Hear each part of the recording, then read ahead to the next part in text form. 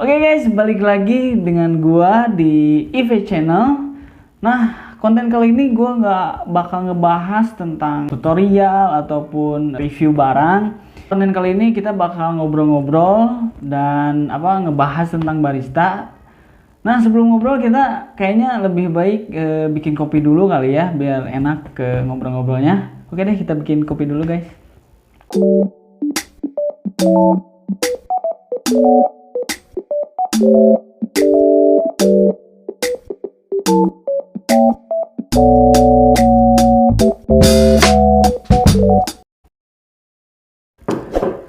Nah, oke guys, jadi sebelum kita bercerita lebih jauh atau ngobrol-ngobrol lebih jauh, aku bakal ceritain dulu deh tentang pengalaman pribadi gue menjadi seorang barista. Dan waktu itu tahun 2014 gue kerja di salah satu kafe di Bandung Barat, dan di situ awal mula mengenal espresso mesin guys. Nah, di situ gue di training bagaimana caranya membuat espresso dan steam susu, bikin cappuccino, cafe latte, ya gitu-gitulah. Nah, di situ gue setahun setengah bekerja di situ. Nah, dari situ belum ada yang gue dalemin dalam hal barista, tapi di situ udah mulai tertarik di latte artnya ya. Menurut gue, oh ternyata kopi itu bisa digambar gitu kan, bisa dibikin latte art, bisa bentuk segala macam lah. 1,5 tahun gue kerja di situ. Nah, terus gue sempat banting setir tuh di situ, sempat banting setir.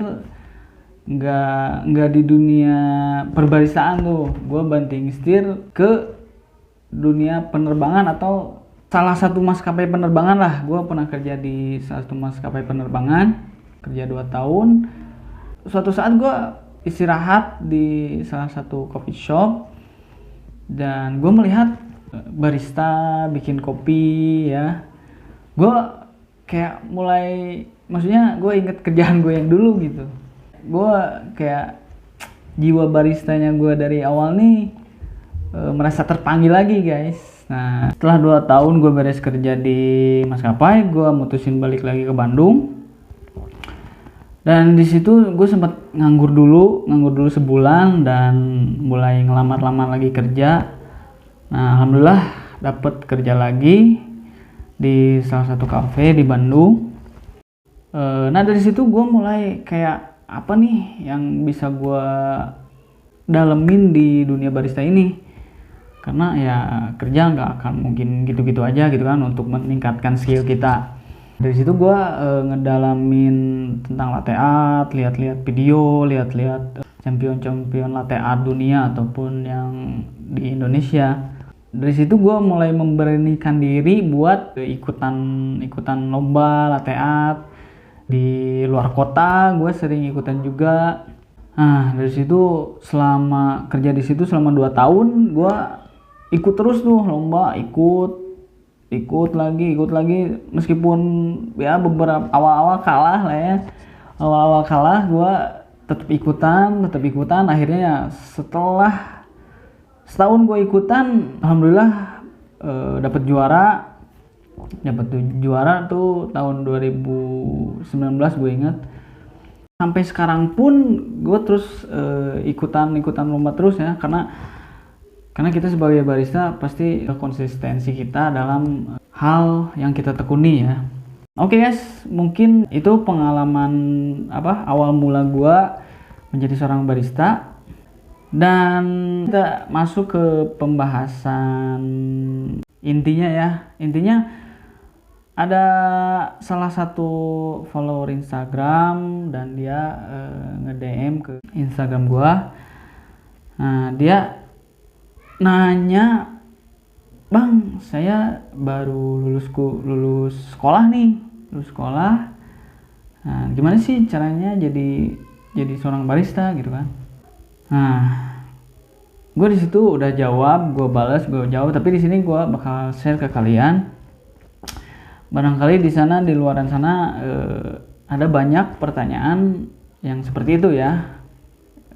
Kayak kalian mungkin baru lulus sekolah, terus kalian tertarik untuk menjadi seorang barista.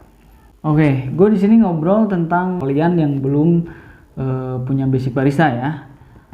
Beda lagi sama orang yang dia udah punya basic barista, pasti dia ngelamarnya jadi barista lagi. Nah, kalau kalian yang belum punya basic barista, kalian masuk aja ke circle-nya dulu, maksudnya ngelamar dulu kerja di cafe atau coffee shop. Karena ada beberapa temen gue juga yang dia awalnya OB ya, terus dia awalnya waiters, dia akhirnya masuk ke posisi barista.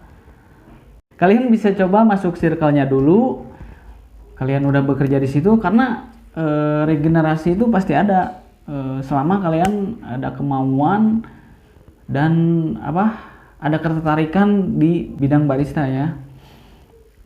Kalian bisa minta open promosi ke posisi barista itu.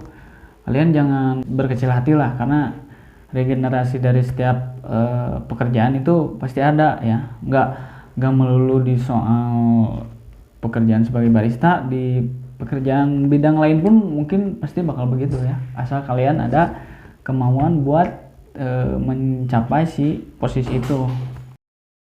Oke, nah kita sekarang bahas jenjang karir barista ya. Ketika kalian udah upgrade skill kalian udah jadi senior terus naik lagi ke, mungkin kalian akan menjadi head bar di situ, head barista.